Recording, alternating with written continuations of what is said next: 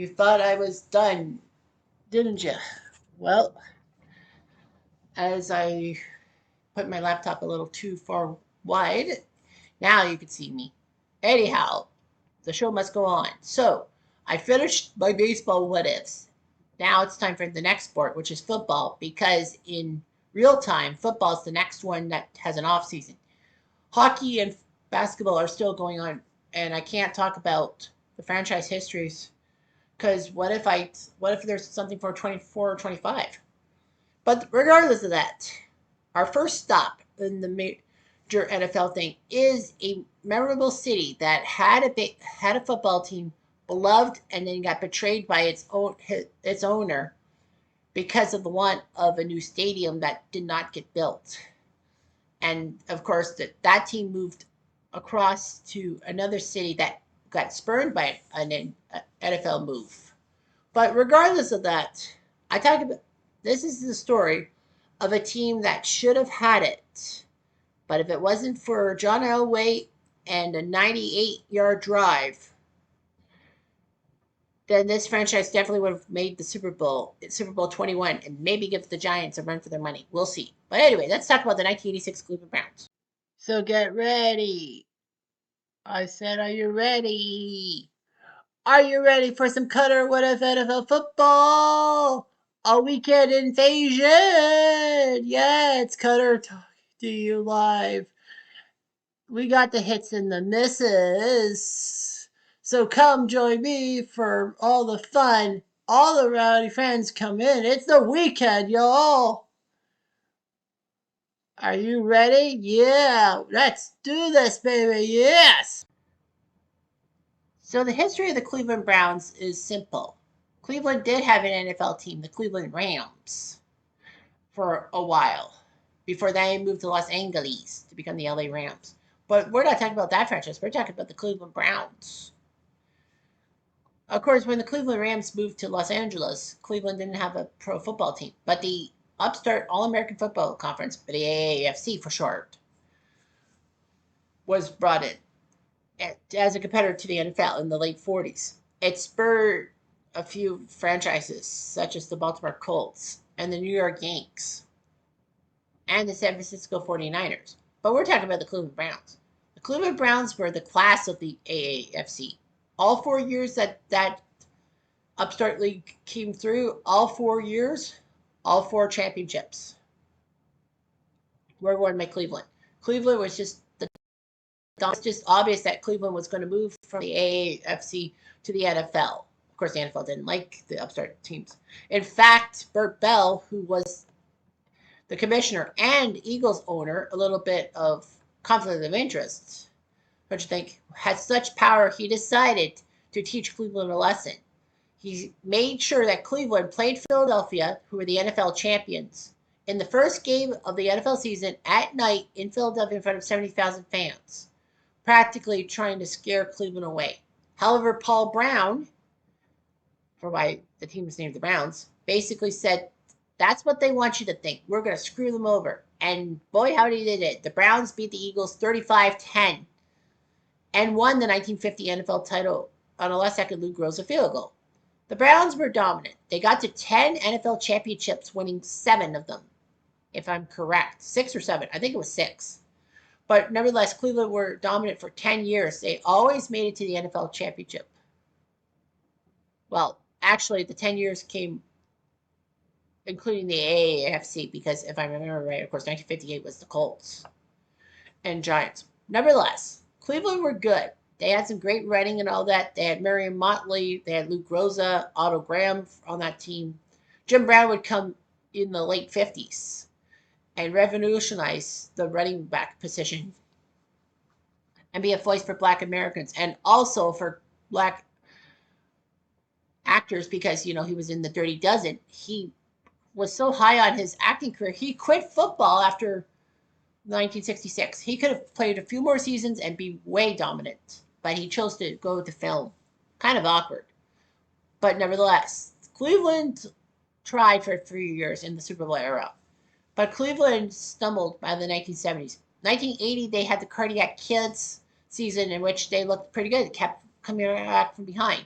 Unfortunately, though, Cleveland tried the cardiac kids thing once too often. And in a game against the Oakland Raiders on home turf, they had a chance to take out those wild card Raiders on home turf. They were up 14-12 because of the bad weather and because Don Cockcroft missed a few key kicks. They decided to go for the touchdown, except and not the field goal that would have won the game.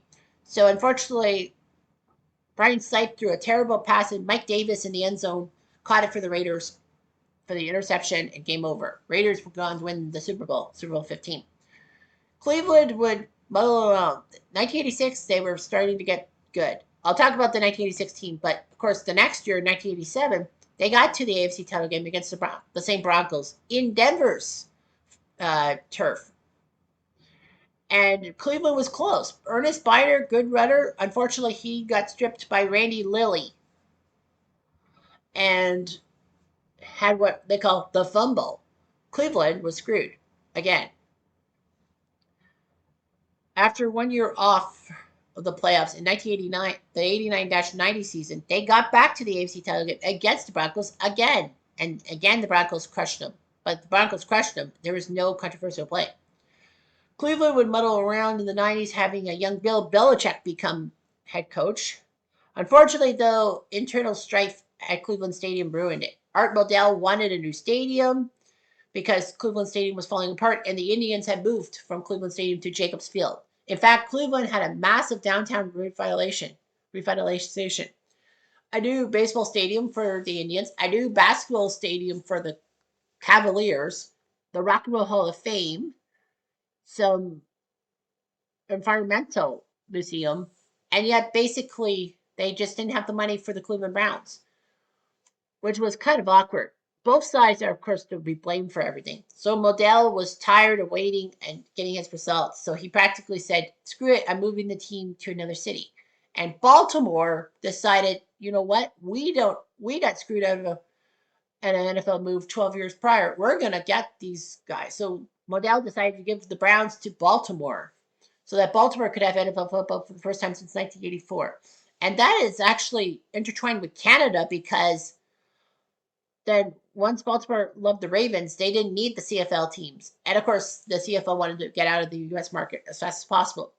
Fortunately, though, the Baltimore Colts, well, the Baltimore Stallions, I guess, were sold to Jim Spaniels, or I forget the guy's name. But anyway, yeah, and he moved the team to Montreal.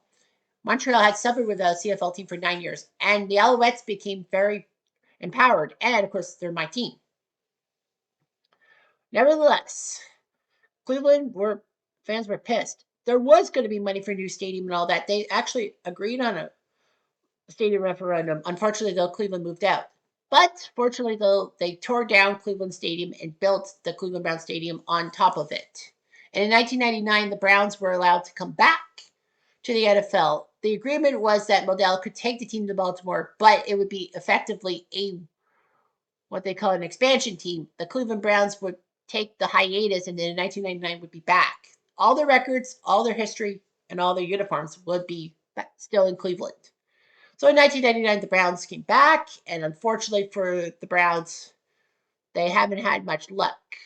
Deshaun Watson has really cost them a lot of coin. Nevertheless, let's talk about the 1986 Cleveland Browns right here. So the 1986 Cleveland Browns season was the 37th in the NFL. However, they had problems. A former UCLA star defender by the name of Don Rogers was in his third season in the NFL, and then he died as the Browns were preparing for the 1986 season. Unfortunately, Don Rogers suffered a cocaine overdose and died. Kind of in the same vein of Len Bias. That brought drug use talk in the four major sports into big repute and all that. So anyway, Cleveland was trying to win their first postseason game since 1969, and for the first time in franchise history, they would be in the AFC title game. Of course, they would fall. And the first of three AFC title games in 4 years that the Browns would reach, but Denver beat them at the point all three times. So the 1986 Browns were 12-4 and actually set a franchise record for regular season victories in the NFL. and had home field advantage at the AFC playoffs, meaning they were the 1 seed.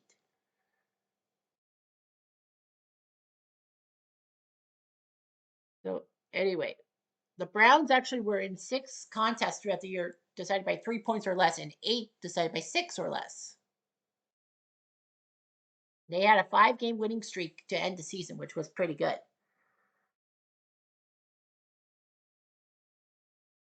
Anyway, Bertie Kosar, the former Miami Hurricane quarterback, his career took off in '86, throwing for over 3,800 yards and 17 touchdowns. Brian Brennan put up 6 touchdown catches. The combo of Kevin Mack and Ernest Biner battled injuries, but they looked pretty decent and all that. And they had some great cornerbacks, Hanford Dixon and Frank Manfield. In the 1986 NFL draft, they took Webster Slaughter, a wide receiver from San Diego State, who was pretty good and would actually be more known for me as being in the video game for Technical Super Bowl as a member of the Houston Oilers. Nevertheless, Art Rodell was the president owner. Marty Schottenheimer was the head coach. Lindy Infante was an offensive coordinator. Ernie Cozy, the executive vice president of football operations. And Bill Cowher, a young Bill Cowher, a special teams coach for the Browns. Their quarterbacks, they only had 2, Mike Pagel and Bertie Kosar, as Gary Danielson, the former Lions standout quarterback, was on IR and all that. Matt Barr was on IR for the longest time. So Matt Barr was supposed to be the main guy for Cleveland for kicking. Unfortunately for him, he got injured. And they had to find Mark Bosley from Washington. I think he was doing pregame stuff for NBC, and then he got put on the roster? I don't know. But yeah, Mike Pagel and Brady Kosar at quarterback. Curtis Dickey, Kevin Mack, running back. Terry Greer, the former Toronto Argonaut with Webster Slaughter. Brian Brandon, Reggie Langhorne, and Gerald McNeil at wide receiver. Ozzie Newsome, the legendary tight end. With George Leha, Mike Babb, and Ricky Bolden, the big offensive lineman. Defensive line, Carl Hairston, Bob Golick, who would soon be on Saved by the Bell, the new class. No, sorry, Saved by the college years. Brad Van Pelt, the former Giants icon. Chip Banks and Clay Matthews Sr. were the top linebackers. Defensive backs, you had a great move of Hanford Dixon, Frank Mayfield, and D.D. Huggard. Mark Mosley at kicker, Jeff Gossett to punt. So Cleveland won 8 of the last 9 games to be 12-4.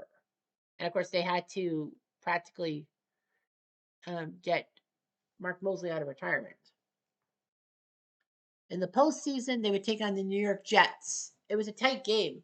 It was a 4-hour marathon. The Jets were actually up 20-10. Okay, yeah, the Jets were up 20-10 at one point, but unfortunately, fueled by a Mark Gastineau questionable roughing the passer call, it gave Cleveland possession, and they scored the 10 points. Mark Mosley was a decent kicker. In fact, he won MVP in 1982, even though he should not have. Nevertheless, he missed a key field goal of about 30 yards, and people were shocked. Mosley may have blown it. However, thankfully, the Jets couldn't get momentum, and Mosley made up for it in double overtime, making it 23-20. And then came the drive, in which the Broncos and Browns were fighting. Brian Brennan scored a big touchdown to make it 20-13. And then the Broncos muffed the kick from Mosley at the 2-yard line. And of course, the commentators like Enberg and Olsen said that if Randy Lilly had let the ball, Tony Lilly, I guess it was called, yeah, Tony Lilly had let the ball keep bouncing, it would have been in the end zone. That would have been a touchback. Nevertheless, John Elway put up a great 13-play, 98-yard drive, and with 37 seconds left, Mark Jackson got the touchdown to tie the game. And then the Broncos with Rich Karlis, who was barefooted. I mean, why would you be barefoot in such a cold temperature in January? Nevertheless, Karlis kicked the field goal. Some people say it actually looked wide left from the TV angle, but no, it wasn't. Broncos won the game. But fortunately for the Browns, the Broncos did get bit. They lost the game. They lost the Super Bowl. So the question on my mind is, what if the Browns had made the Super Bowl? Would they have taken care of the New York Giants? All right, so the NFL Sim matchup sets this up. So it's the 1986 Cleveland Browns are 12-4 versus the 1986 New York Giants are 14-2. Obviously, we don't push on the other side. Like we let the NFC play out, and the Giants would have faced them. So Bernie Kosar versus Phil Simms at QB. Kevin Mack and Ernest Biner, a great running back duel against Joe Morris and Maurice Carfin. The two wide receivers are Brian Brennan and Reggie Langhorne versus Lionel Emanuel and Stacey Robinson. The tight ends, Ozzie Newsome against Mark Buffaro. The defense. Now there is one tiny little problem. You you should know, and I know, that Super Bowl 21 happened at the Rose Bowl. Unfortunately, NFL Sim Matchup does not carry that thing. See, R for Rose. No. Or the RCA Dome, the Silver Dome. So basically, they put all the NFL stadiums, but no like special stadiums. And we know the Rose Bowl hosted some Super Bowls. So I randomly selected Lucas Oil Stadium and all that. So that was just randomly picked. So I had to do what I had to do. So that's play. All right, so play by play. Let's go to play by play here. Cleveland kicks first. The Giants punt on their first possession. Cleveland punts. Then the Giants punt. Cleveland punts. And then that's the end of the first quarter. Second quarter sees a pick by Hanford Dixon to the Cleveland 25.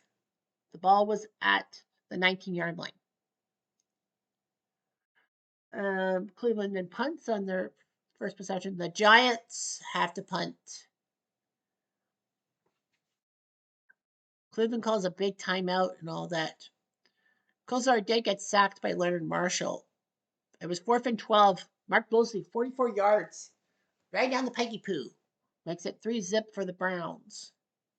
The Giants, their 2-minute drive, they get it down to the 9, which is a 26-yard field goal attempt by Raul Allegra, and he puts it through 3-3.